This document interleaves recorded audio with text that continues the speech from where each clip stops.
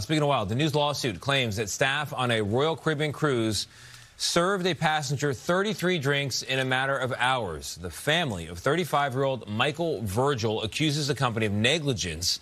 Virgil boarded a ship to Mexico last year with his fiancée and 7-year-old son, and the family says that during the cruise, he was tackled by security and given medication.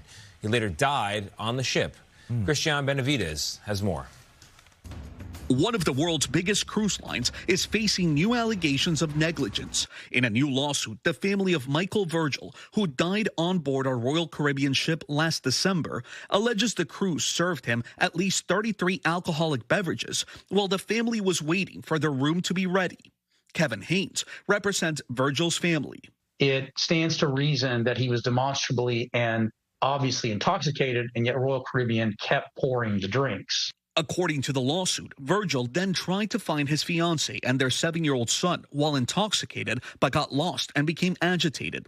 The family claims cruise security tackled him to the ground, stood on his body with full body weight, administered a sedative, and used multiple cans of pepper spray to subdue him. Virgil died hours later. An autopsy determined his death was a homicide, due in part to mechanical asphyxia and alcohol intoxication.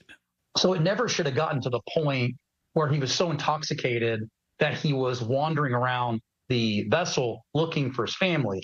In fact, his family has consistently said since day one, this is very out of character for him. They refer to him as the gentle giant in his household.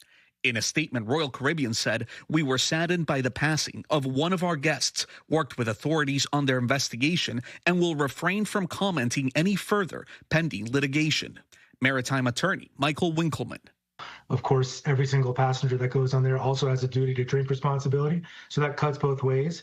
But assuming this gentleman was served 33 drinks in a period of a couple hours, that's in dramatic derivation of well-established protocols across the cruise ship industry. For CBS Mornings, I'm Christian Benavides.